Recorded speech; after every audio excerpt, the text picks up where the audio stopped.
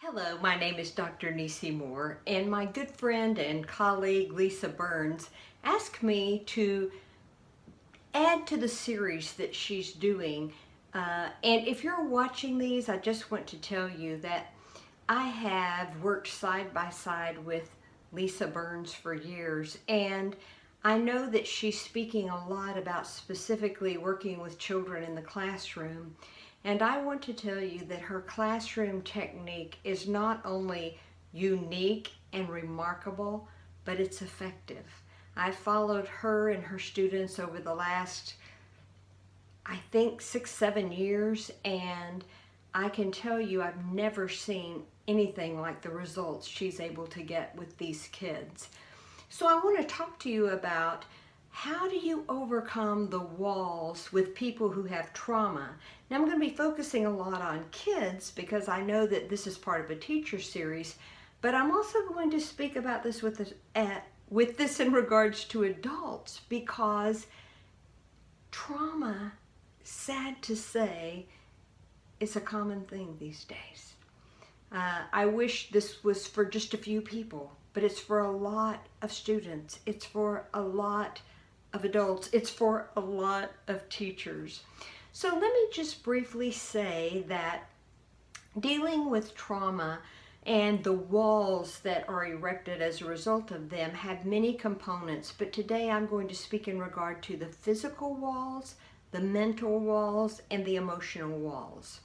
First of all, when people have experienced any kind of physical trauma and often emotional trauma, all kinds of trauma, they quite often either crave touch or they do not want to be touched. And it's really important that you either talk through whether or not they would like a pat on the shoulder or a hug, and or read the cues. For example, quite often you can do that without words, particularly with kids. You can offer them a fist for a fist pump. You can offer them a hand or a hand for a high five. You can kind of offer a hug with a question. If they come, it means they're okay. If they don't come, if they don't respond to the fist bump, if they don't respond to the high five, move very carefully. Never, never force physical touch. You will also have those who crave the physical touch. Give as much as you can. I know with a classroom full of children, you're limited, but just honoring those physical boundaries immediately gives you entree behind the walls. You will also see mental walls, and that has to do a lot with what they think, how they interpret things, and what they believe. And most people with trauma believe it will happen again. And they're always on high alert saying when, who, what, where will it occur? And the way that you can begin to work indirectly, but also directly if it's appropriate, with those mental walls, first of all, is to talk about what they believe, but also to let them know you're on their side. And there's lots of ways you can do that, particularly with kids. If they're coloring, get close. Don't touch unless you've done the physical boundary thing, but get close and color a little bit with them. Write something on their paper. That's beautiful. If they are doing something in the classroom, notice their interactions and pull them aside and tell them, I noticed that when your friend Jeff lost his pencil, you went and got one for him. You're a great friend. Begin to work with those mental boundaries by reinforcing that they're good.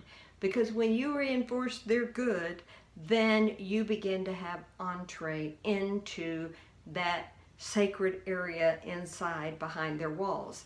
Now, of course, that doesn't mean don't discipline. One of the things, and I'm sure it's on another video, that I love that Lisa Burns does is she disciplines with so much love and so much care and so much purpose.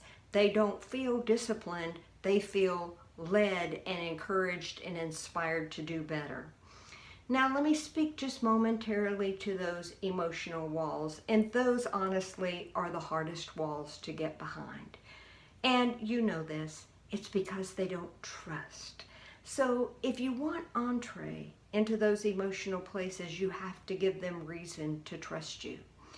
Let me just say this. If you know there's trauma going on in a child's home, pull them aside and ask them. You don't say, hey, tell me about the trauma at home, of course, but say things to them like, what was it like at your house last night? Did you have a good night? Give them entree to talk to you about it. Let them know that they can trust you. And most importantly, and again, it's the same as the mental walls, the emotional walls, you will get entree quickest if you develop rapport, and that takes time. And the thicker the walls are, the more time it takes. But every little act of support and kindness and care that you deliver begin to chink away for you at that emotional wall. And certainly any validation or affirmation you can give them begins to allow entree behind that emotional wall. One of the other things that will be helpful, if you'll remember, particularly in regards to working with kids, is every outburst of emotion is because the wall is wearing thin. And if you have opportunity, and I know you won't always in the classroom setting or in the work setting if you're dealing with another adult, but if you'll take a moment when there is any kind of emotional outburst, whether it's tears, whether it's acting out, whether it's raising their voice, whether it's demonstrating fear, if you'll take a moment when possible and pull them aside and say, I noticed you were angry with your friend Jeff. Tell me about that. Because my belief is that most anger in acting out is trying to desperately cover up the feelings they don't want you to know about. And if you'll pull them aside and talk to them, you will begin to build that rapport, begin to build some trust, and you will get entree. Have patience. It takes a while. But just know that every time you feel pushed away, they're actually begging you to come and show them that you're safe, to take a peek inside. I know you'll do great at this. Expect the walls. Be patient, but sow little things continuously, and you will get entree. And they desperately need for you to have entree and to reach in and touch their lives and make a difference. I know you will. For those of you who teach, thank you so much for what you do.